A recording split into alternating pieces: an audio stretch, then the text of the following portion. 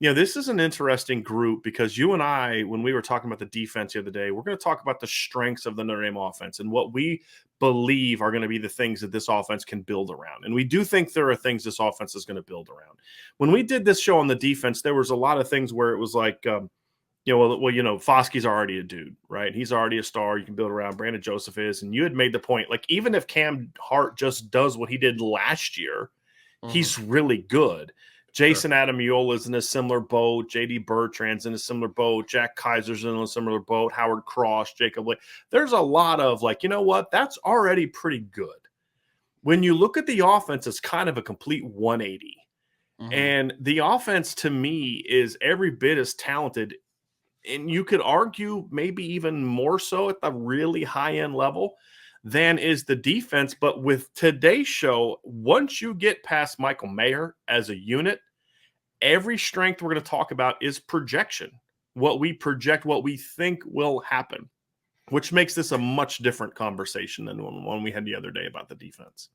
It's volatile. I mean, let's call it what it is, right? I agree with you. I would argue, actually, I would, I know you said you can. I would argue that I think if both the offense and the defenses hit their ceilings, I might take the offense. I really would. Talent-wise, talent-wise, just from a playmaking perspective. Like, I think that there is a lot of guys that can break out for this team. That being said, the defensive side of the football has a lot more of a floor, right? Like, they have a lot more stay power. They have a lot more known commodity. The offense doesn't. Even the guys that we're incredibly excited about. And I always think about that sophomore class, right? Like, that's the thing that just keeps popping in my head, because those guys showed a lot of signs as freshmen and they could all be absolute dudes, but you're still depending on a sophomore in college to be your dude, right? Like, at the end of the day, that's some very important positions. If you want to talk about volatility, that's volatility. Because usually it's like role player, then like junior year, that's usually when breakouts happen, right? But we need sophomores to really break out this year, which makes it a lot of fun, because I think that and I know we're not going to get specifically into the players right now, but if some of these players do hit to their ceiling, then this is a stellar offense. It really can be. But if a couple of guys don't take a step forward, then the floor is much lower than what we think the defensive side of the football is. So it's a little bit of a younger unit when you really think about it. It's like when we talk recruiting, right, Ryan? Like, we talk floor and ceiling, right? And the guys you want are the high floor and high ceiling guys, right? And if you're going to take a risk, you go with the high floor over the high ceiling when you're talking about the immediate. Like, okay, you need a receiver that can come in and help you in 2022, right? Or 2023. Well, you have to have one, and you only have two options. And one guy's a high ceiling, low floor guy, and the other guy's a high floor guy with not as high of a ceiling. But you need that guy to come in and play right away. You're taking the high floor guy. Right? So great house. Exactly. Right. So when you're looking at the 2022 season, you can't wait for the ceilings, right? It's like the floors are going to be what are going to determine or how quickly guys do tap into their ceiling. And as you pointed, I think the point you made is like, we talk about like this guy's a 4-star player with a 4.5-star upside or whatever the case may be. Well, sometimes we've had guys that are like 3.5 or 3-star guys that have like 4.5 stars because there's this wide gap between their upside and then their current grade. And that's the offense. There's so many unknowns from a health standpoint.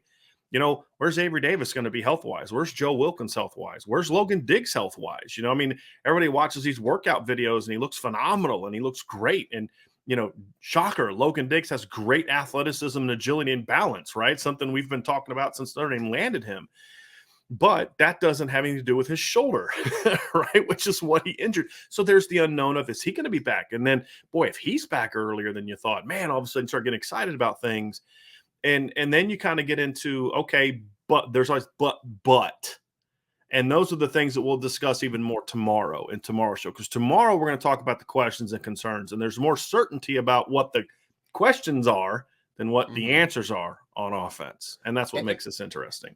And I would say too, Brian, this offense is going to create a lot of explosive plays because there's a lot of talented playmakers. There's no doubt. Tyler Buckner, there's going to be a play where like he bends it back and you're like, that's not how that play is designed on like a zone read. And then he takes it 50 yards, right? Chris Tyree is going to hit the wrong gap, but he can still outrun a player to the corner. A wide receiver is going to make a contested catch where like maybe he didn't stack him properly or he wasn't the best tracking the football down the field, but he's got incredible length and athleticism and they can make a play. There's going to be explosive plays no matter how well this offense develops, The question is if it becomes efficient explosiveness, right? Mhm. And I think that Right. if it's an efficient offense, then we're talking about even more explosiveness. We're talking about Right. more on a play-by-play perspective that you can account for, right? Like Right. there's kind of that baseline of, I know you think of like the yards before contact, yards after contact, right? And I'm going to make this comparison. It's like a yak conversation, right? Right. There's going to be a lot of explosive plays. It's the question of what are you doing when it's ordinary plays? Like Right. that is what you're interested in. I know you just mentioned Logan Diggs. It's like Logan Diggs will just break off this run, the 15-yard explosive, breaks multiple tackles. But then there's sometimes where you just need to slam it up in there, right? And get Right. 3 to 4. And Right. that's the difference for me, is that they're going to create explosive plays. Can they be efficient with it?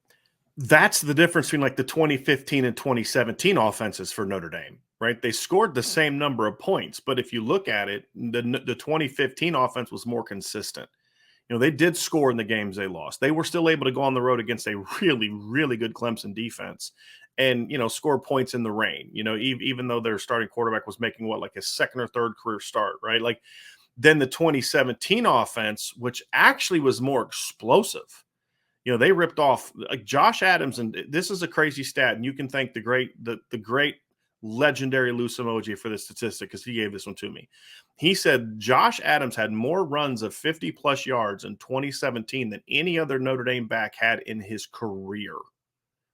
Right? I mean, that's nuts. And you had but the 2015 offense scored more consistently and also had set the school record for yards per play. Why?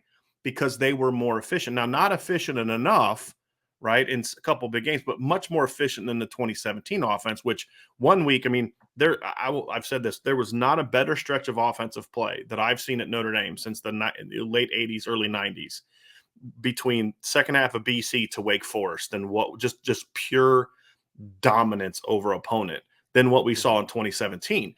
But when they weren't on, Georgia, Miami, LSU, they couldn't score.